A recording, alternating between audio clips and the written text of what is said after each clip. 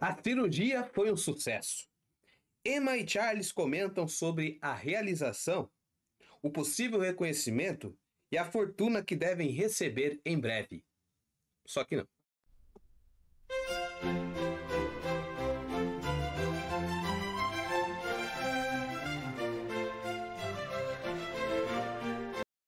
Muito bem, meus caros, sejam bem-vindos ao Além da Leitura. Estamos analisando a obra de Gustave Flaubert, Madame Bovary, na altura da segunda parte, 11º capítulo, meus amigos. Sim, o acontecimento que eu falei a vocês que aconteceria, acontecimento que aconteceria, é bom, hein?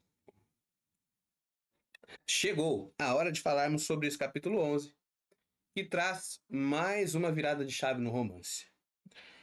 Acontece que, lá pelas tantas, o senhor Homé, o farmacêutico, induz o Charles a fazer uma cirurgia arriscada, a promover uma cirurgia nos pés equinos de Hipólito. Quem que é esse Hipólito? Hipólito é uma espécie de criado ali do condado, uma pessoa que vive com uma espécie de tumor na perna. Ele é coxo, como se fosse coxo, anda mancando.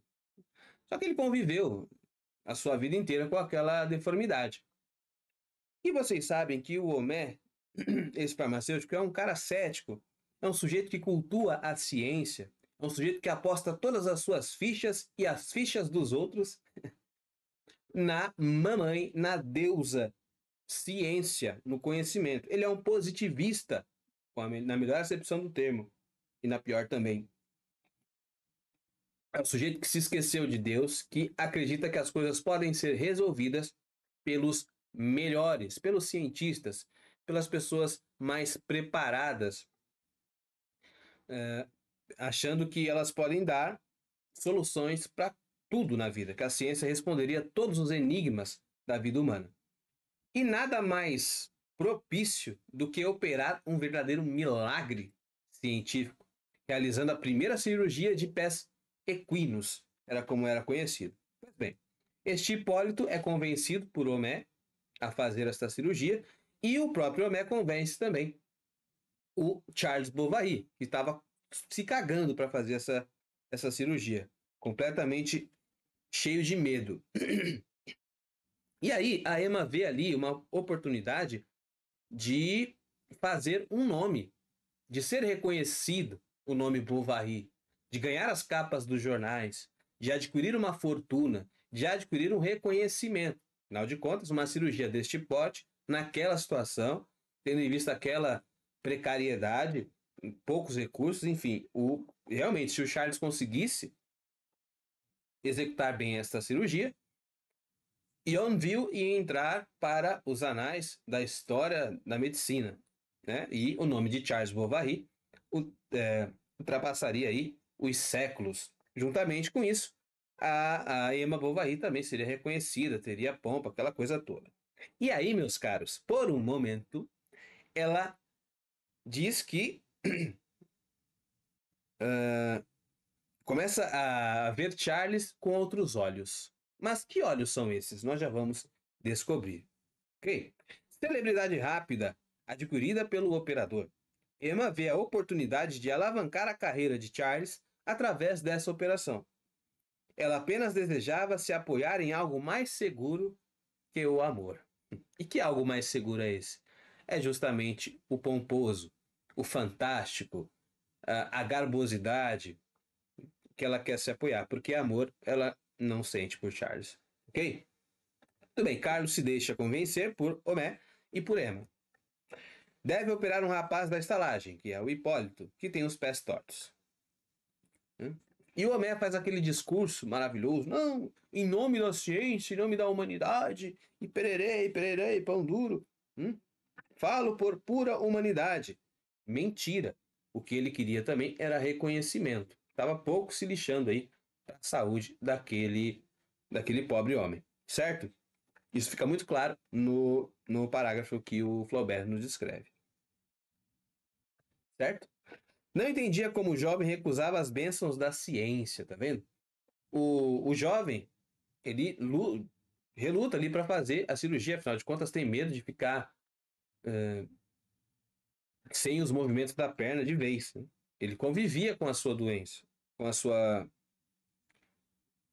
sua morbidade ali. Ele convivia, tá? Tinha carregado ali a sua doença de bom grado, tá? Muito bem, o que deve ser feito? O Hipólito precisa ter um tendão cortado, certo? E aí, aquela tensão na operação, o Charles Bovary se tremendo todo, com medo de fazer, mas acaba realizando a cirurgia e aparentemente a coisa vai bem. É um sucesso, certo? E sem esperar um resultado mais objetivo, o Homé já sai querendo escrever uma carta, querendo publicar nos jornais, de gritar para Deus e o mundo que Yonville é pioneira nesta cirurgia. Porém, contudo, entretanto, não dá certo.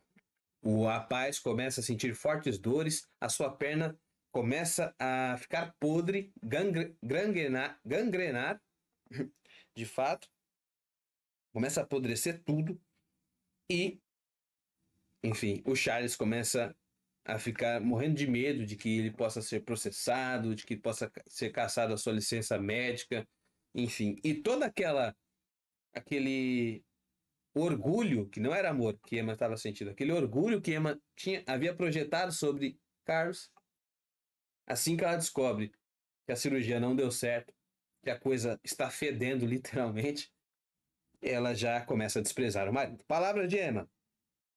Antes da cirurgia, logo em seguida da cirurgia, Emma sente um pouco mais de ternura por Carlos, mas não é uma ternura, é um orgulho. E não um orgulho por ele, mas um orgulho que ela receberia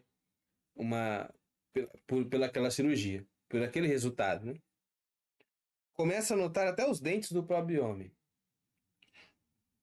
Muito bem. O Homé louva, em carta endereçada ao jornal local, a sapiência dos sábios doutores que evoluem a humanidade. Aí ele faz ali um ataque à religião, diz que aquilo que a religião tentou fazer, aquilo que as fábulas religiosas contam sobre milagres, a ciência naquele momento estava realizando. Mas já vimos que a coisa não foi bem assim. Enquanto isso, Hipólito estorcia-se em convulsões atrozes, estava gemendo, gritando de dor. Na realidade, o pé do rapaz estava inchado, podre, putrefato, cheio de pus para todo quanto é lado. Sangue coagulado, fedendo as moscas. A perna gangrenou. Bovary se desespera pela vida do moço e pela sua carreira. Hipólito clama por ajuda. E aí, nesta hora, decidem, por bem, para que o rapaz não morra, chamar o doutor Canivet. Doutor Canivete, que é o doutor que será responsável por amputar a coxa do rapaz. Da coxa para baixo, ele vai ficar sem.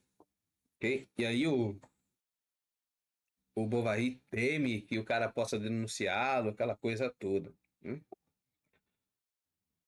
O Dr. Canivet deu um sacode nos sabichões que entregaram o rapaz à perda da perna. Ou seja, o orgulho do Homé, o oportunismo do Charles fizeram com que esse pobre moço, este pobre rapaz, perdesse a sua perna, ficasse aleijado, certo? O que isso quer nos dizer? Ora, a confiança extrema na ciência como um meio de resolução de todos os problemas é caminho certo para o engano, para a falha, para a destruição. Na realidade, a ciência deve servir ao homem e não o homem à ciência. E foi justamente o que eles tentaram fazer aqui. Pegaram esse pobre coitado e tentaram fazer com que ele servisse à ciência. Em momento algum, a ciência estava servindo aquele rapaz. Ok? Ele era simplesmente uma cobaia. Ele foi simplesmente uma tentativa de que aqueles dois, aquela família fosse elevada.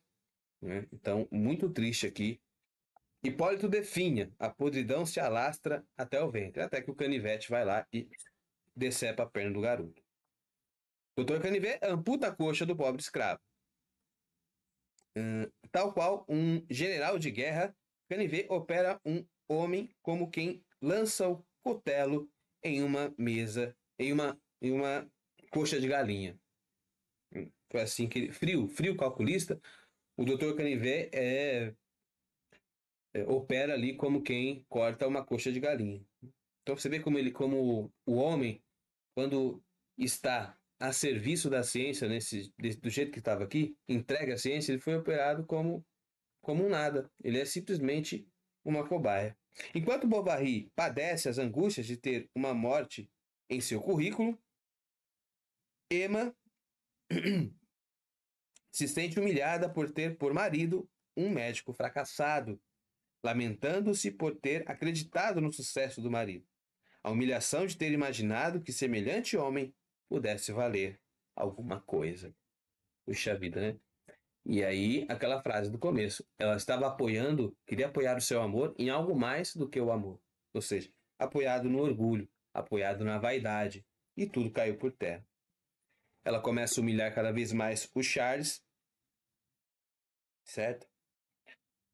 Indivíduos aí que estão separados de corpo, de alma, enfim, ela já não reconhece, odeia a própria existência do Carlos, já a deixa desgostosa.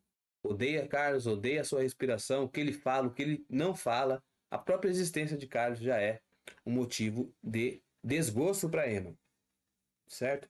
E aí ela começa a se arrepender de ter dado um tempo com o Rodolfo e diz que vai voltar com força, que foi tola em ter pensado, né, que o Charles pudesse ser digno do amor dela. E começa ali a fantasiar de novo todas as sensações e ironias do adultério. A lembrança do Rodolfo ressurgia. Um entusiasmo novo, um motivo para reacender a paixão maluca. O sexo é uma válvula de escape da dura realidade da vida. Ou seja, quando Emma se frustra em relação às suas expectativas, ela desconta tudo isso, você sabe aonde? Em cima de Rodolfo, ok? Usando o sexo como uma válvula de escape. Na realidade, meus caros, nem do sexo nós poderíamos dizer Emma gosta, ok? No sentido último. Mas ela usa isso para fugir de uma realidade que ela projetou uma fantasia enorme, em que ela não gozou dessa fantasia, que ela não teve a sua satisfação, e aí desconta nessas práticas, né? Vê no adultério a emoção que ela não tem na vida cotidiana. Muito bem, meus caros, o capítulo termina com uma cena cômica, né? Cômica, para não dizer que é trágica. Enquanto o Dr. Canivet está operando ali o Hipólito, o Charles está desesperado, quase chorando, ali, nervoso, tenso, ouvindo os gritos do rapaz que está perdendo a perna, pede um beijo como um clamor ali para Emma, e Emma nega de maneira ríspida mesmo, assim, como quem nunca iria beijá-lo novamente. E no dia à noite corre para os braços do Rodolfo a fim de derreter todo o ressentimento no calor dos beijos do seu amante.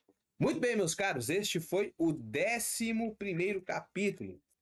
Se você, assim como eu, está se preparando para a Olimpíada de Literatura, você achou o canal certo. Aqui nós falamos tintim por tintim, tantão por tantão, dos clássicos e, especificamente, o Madame Bovary, que faz parte aí da Olimpíada deste ano. Curta, compartilhe, comente e nos vemos nos próximos vídeos.